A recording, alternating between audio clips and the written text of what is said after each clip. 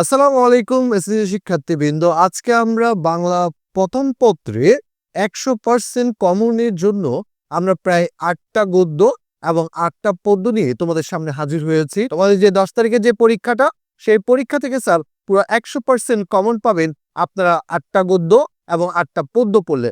চলেন স্যার দেখি কোনগুলো। যেমন আমরা সাহিত্য পাঠে দেখেছি শিক্ষা ও মনুষ্যত্ব। এটা গত বছর 2024 সালের এবং 2023 সালে অনেকবারই এসেছে, এবং সাহিত্যের রূপরীতি 2024 সালেও সেটা অনেকবারই এসেছে। বই পড়া থেকেও আসবে, পল্লী সাহিত্য থেকে গতবার আসেনি, এখন এবারে আসতে পারে স্যার। গল্পের পাঠ থেকে আমরা দেখলাম সুভা। সুভা গতবারে 2024 সালে আসছে স্যার দুইবার, দুইটা বোর্ড কোশ্চেনে দুইবার আসছে। মমতা দিতেও আসছে স্যার 3বার। 71-এর দিনগুলি, অবাগীর স্বর্গ। তোমরা প্রথম সাহিত্যের পাঠ থেকে 4টা এবং গল্পের পাঠ থেকে 4টা পড়ার পর তোমাদের থেকে যদি মনে হয় যে আমি একাই এই 8টা থেকে কিছুটা স্কিপ করব বা আমি চাচ্ছি না পড়ার জন্য, সেক্ষেত্রে তোমরা নিচে থাকা এই 3টা থেকে যে কোনো একটা অ্যাকসেপ্ট করতে পারো। যেমন নিচে আছে নিম গাছ বা মাটির বেপু বা মানুষ মোহাম্মদ সাল্লাল্লাহু আলাইহি সাল্লাম। এইখান থেকে তোমরা পড়লে তোমরা গদ্য থেকে 100% স্যার কমন পাবেন স্যার পরীক্ষাতে। ক্লিয়ার? এখন আসেন স্যার কবিতা পাঠ বা পদ্য পাঠে আমরা কি কি পড়তে পারি। প্রথম 8টাতে আমরা প্রথমেই রেখেছি বঙ্গবাণী, যা 2024 সালে আপনাদের এসএসসি পরীক্ষায় 3টা বোর্ড কোশ্চেনে আসছে। প্রায় মেজরিটি% বোর্ড কোশ্চেন অ্যানালাইসিস করে দেখা গেছে বঙ্গবাণী থেকে স্যার প্রশ্ন করে। তারপর মানুষ থেকেও স্যার আসছে, গতবারে 3টা বোর্ড কোশ্চেনে আমরা লিখে দিয়েছি। আমার পরিচয়, এখান থেকেও স্যার আসছে 2টা। তো আমার পরিচয়টা ইম্পর্টেন্ট আছে।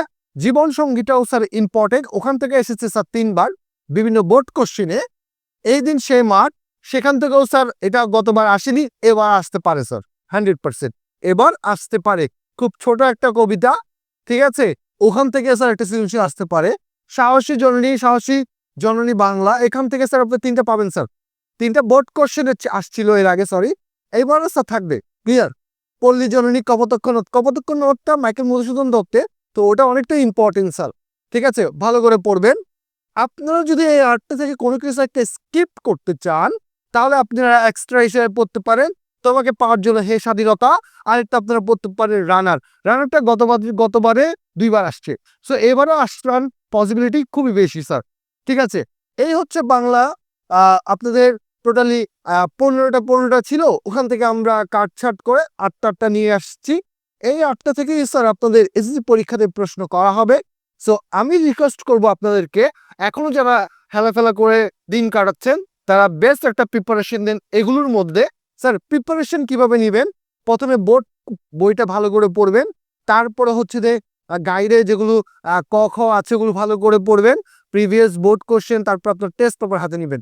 তাহলে ক্রাইটেরিয়াল 3টা ক্রাইটেরিয়াল ফিল আপ করে আপনারা প্রিপারেশন নেবেন পার চ্যাপ্টার অনুযায়ী। ক্লিয়ার? প্রথমে মেন বইটা ভালো করে পড়বেন, মেন বইটাতে সব তথ্য আছে। ঠিক আছে, পাঠ পরিচিতি, কবি পরিচিতি এগুলো ভালো করে পড়বেন এমসিকিউর জন্য বা এক কথা উত্তরের জন্য। তারপরে আপনারা গাইডের ছোট ছোট প্রশ্নগুলো একটু পড়ে ফেলবেন, ক খ পড়বেন। তারপরে আপনি হচ্ছে যে বিভিন্ন বোর্ড কোশ্চেনের অ্যানালাইসিস করে দেখবেন যে কোনগুলো আসে, সৃজনশীল কিভাবে লিখবো। হ্যাঁ, তাহলে সৃজনশীল লেখার একটা পলিসি আপনাকে বলে দিই। আপনারা গ নাম্বারের 3টা পাঠ করবেন। ফার্স্ট পার্টে যেমন এক কথায় উত্তর দিয়ে দিবেন, ঠিক আছে স্যার। সেকেন্ডে যেই উদ্দীপক নিয়ে প্রশ্ন করা হয়েছে পাঠ্য বইয়ের সাথে রিলেটেড, সেটা নিয়ে আপনি কয়েকটা লাইন লিখবেন এবং উদ্দীপকের সাথে লিখে সামঞ্জস্যতা বজায় রাখবেন। তাহলে এটা স্ট্যান্ডার্ড মেনটেন করবেন স্যার। ক্লিয়ার?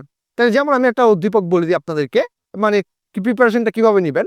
ধরেন বললো রহিম সাহেব তার একটা মেয়ে জন্মগ্রহণ করলো, রহিম সাহেব অনেক খুশি ছিলেন, কিন্তু পরবর্তীতে জানতে পারেন তার মেয়েটি বোবা। তার মানে সুভা কবিতাকে বা সুভা গল্পটাকে ইন্ডিকেট করেছে কিনা স্যার। তাহলে ওই সুভা গল্পে আপনি লিখতে, যদি প্রশ্ন করা থাকে গ নাম্বারে যে উদ্দীপকের বর্ণিতের সাথে তোমার পাঠ্য বইয়ের কোন গল্পটি মিল রয়েছে বা সাদৃশ্য রয়েছে, তখন তুমি বলবো যে এক কথায় উত্তর দিয়ে দিবেন শোভা গল্পের সাদৃশ্য রয়েছে। তারপরে আপনি শোভা গল্পে কয়েকটা লাইন লেখার পর উদ্দীপকের কয়েকটা লাইন লিখে সামঞ্জস্য করে আপনি লেখাটা কমপ্লিট করবেন। এটা হচ্ছে স্ট্যান্ডার্ড মেনটেন করবেন স্যার। Clear sir? ঠিক আছে, আপনারা গ ঘ এভাবে করে করবেন। আশা করি তোমাদের এইসবের উপরে প্রিপারেশন নেওয়ার জন্য তোমাদের জন্য রইল শুভকামনা। তোমরা যদি কোনো কিছুতে মানে দ্বিধাদ্বন্দ্ব বোধ করো, আমরা প্রত্যেকটা বিষয় ভিত্তিক করে তোমাদেরকে এরকম করে সাজেশন দেওয়ার চেষ্টা করব, খুব কমে কমে অ্যানালাইসিস করে করে। তাহলে আমাদের সাথে থাকার জন্য তোমাদেরকে ধন্যবাদ। দোয়া করে সবার জন্য, সবার পরীক্ষার জন্য স্যার ভালো হয়। আসসালামু আলাইকুম।